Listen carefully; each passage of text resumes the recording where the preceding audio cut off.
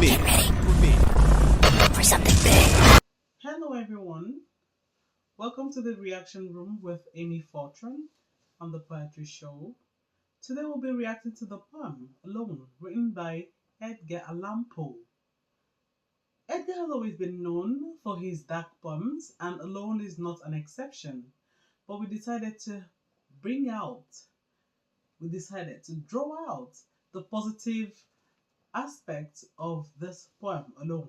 So now follow me to the Poetry Show channel on YouTube so that we can play the poem for you.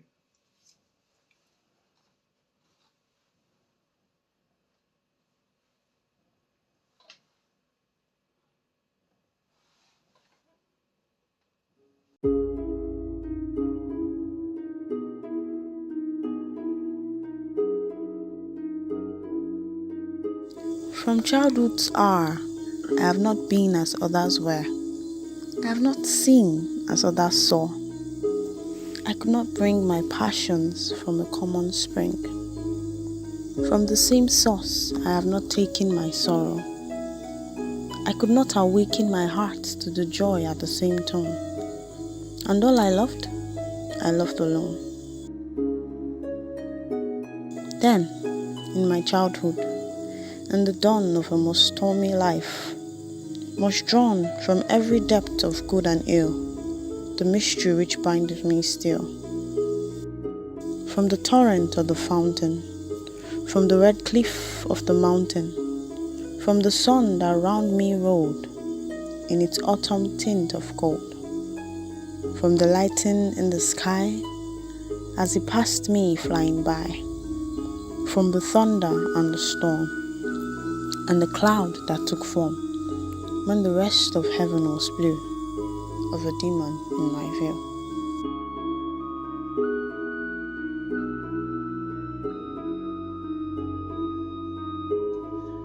This poem is really incredible.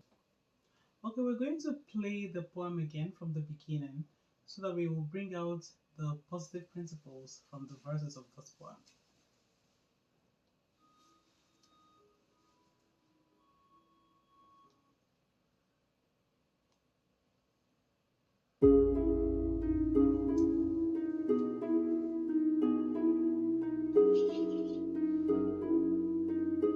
From childhood's hour, I have not been as others were.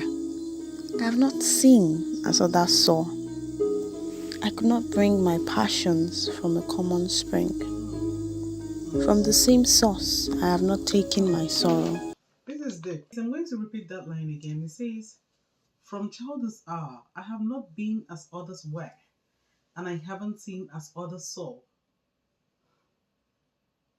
Imagine seeing the world through a special pair of glasses that no one else has. These glasses let you see things that others might not see. That is color, patterns, shapes, or even details. That's what your unique perspective is like. It's not better or worse than anyone else's, just different and special in its own way. But here's a challenge. The society and schools often give everyone the same pair of glasses because they expect us to see the same thing from the same perspective. They teach us how we're supposed to react, how we're supposed to behave, how we're supposed to say things, and how we're supposed to see things, shaping us to fit in instead of standing out. They might say things like, you should feel this way, or you should see the things like everyone else. This can actually make us think that there's something wrong with us. But here's the thing.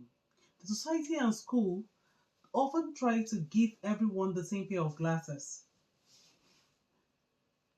They often, because they want us to see the same thing, they often teach us the way to react, the way to do things, the way to act, shaping us to fit in instead of standing out. They might say things like, you should feel this way, or you should see things like everyone else.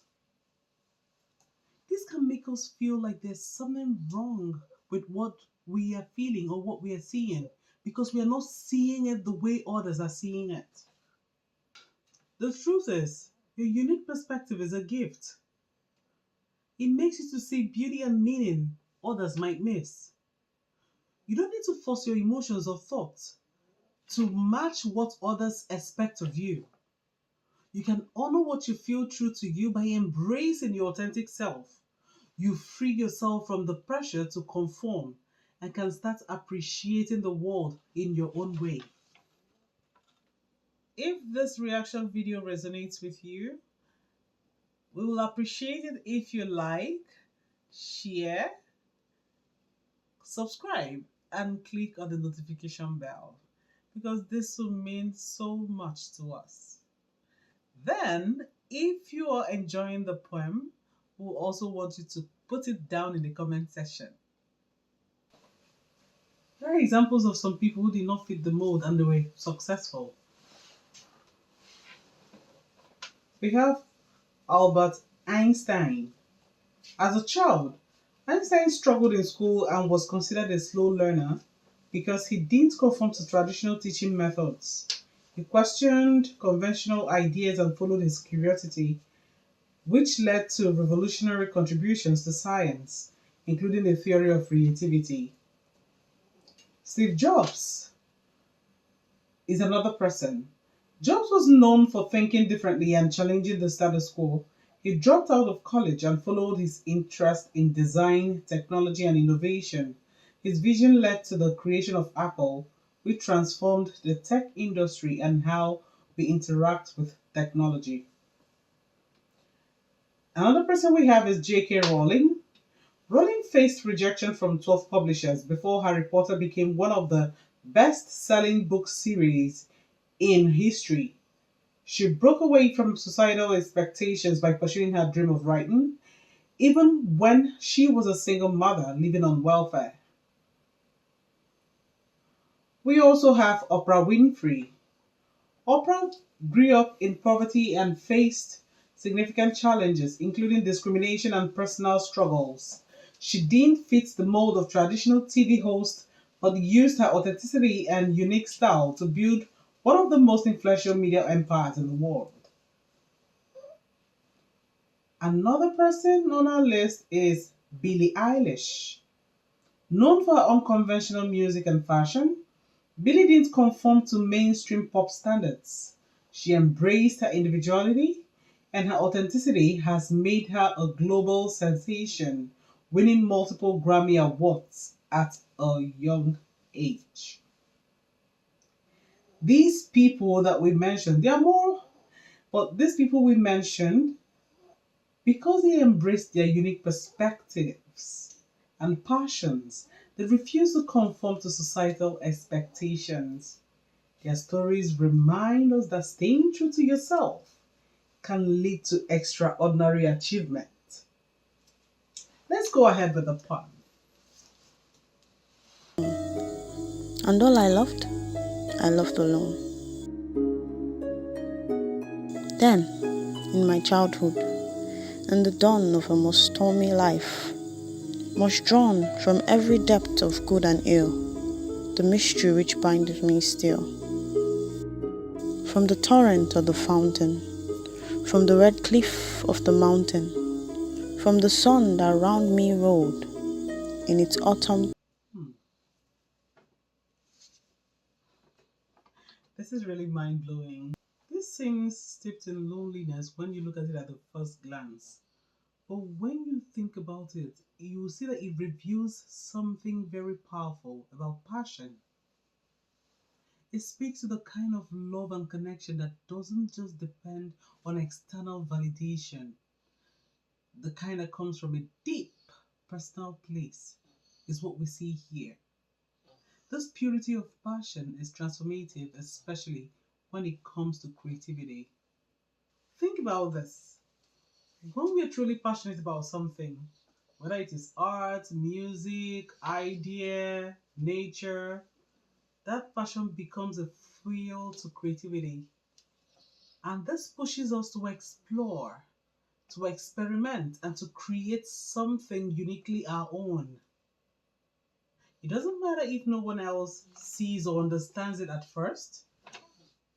What matters is that the passion feels authentic to us, and in that authenticity lies its value.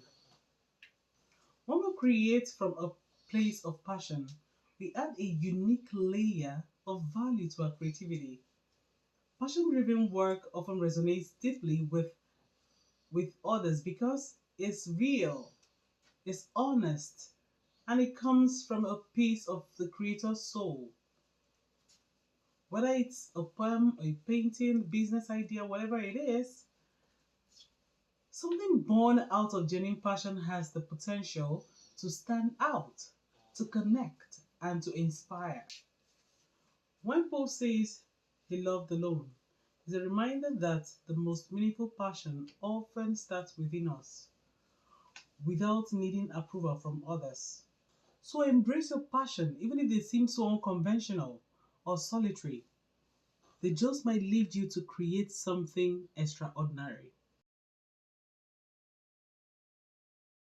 In my childhood, in the dawn of a most stormy life, most drawn from every depth of good and ill, the mystery which bindeth me still.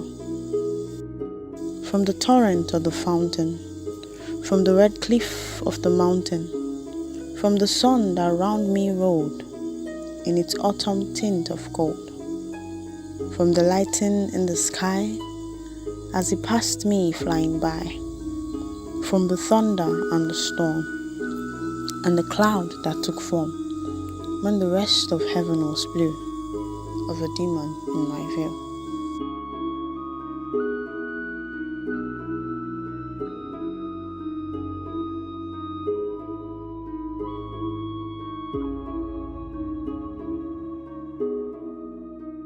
This part, this part talks about nature.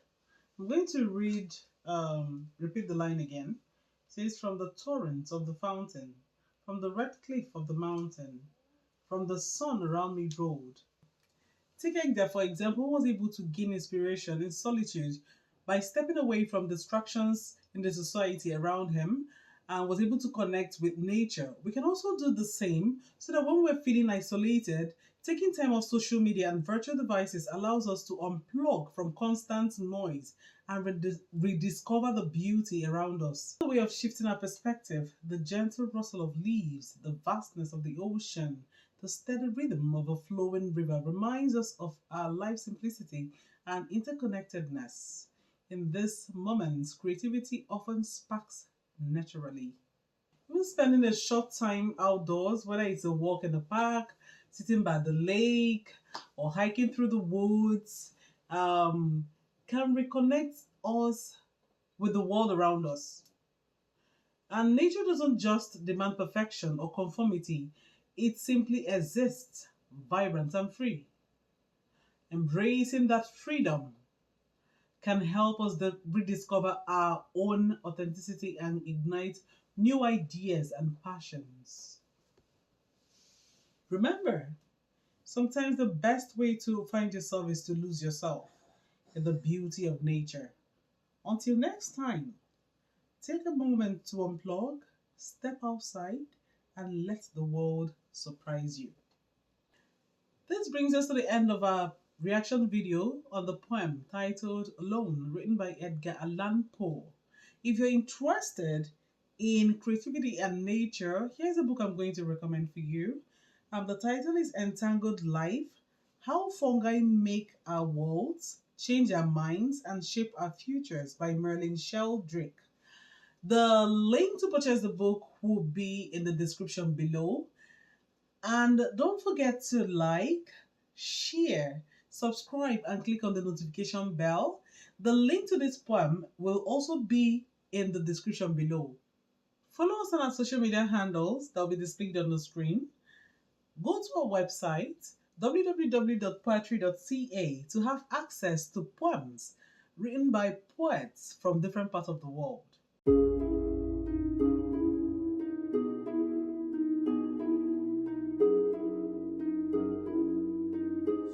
From childhood's hour, I have not been as others were. I have not seen as others saw. I could not bring my passions from a common spring. From the same source, I have not taken my sorrow. I could not awaken my heart to the joy at the same tone. And all I loved alone.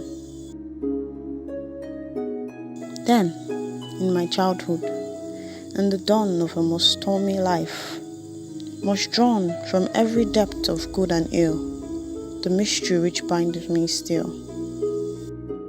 From the torrent or the fountain, from the red cliff of the mountain, from the sun that round me rolled in its autumn tint of gold, from the lightning in the sky as it passed me flying by, from the thunder and the storm, and the cloud that took form when the rest of heaven was blue, of a demon in my view.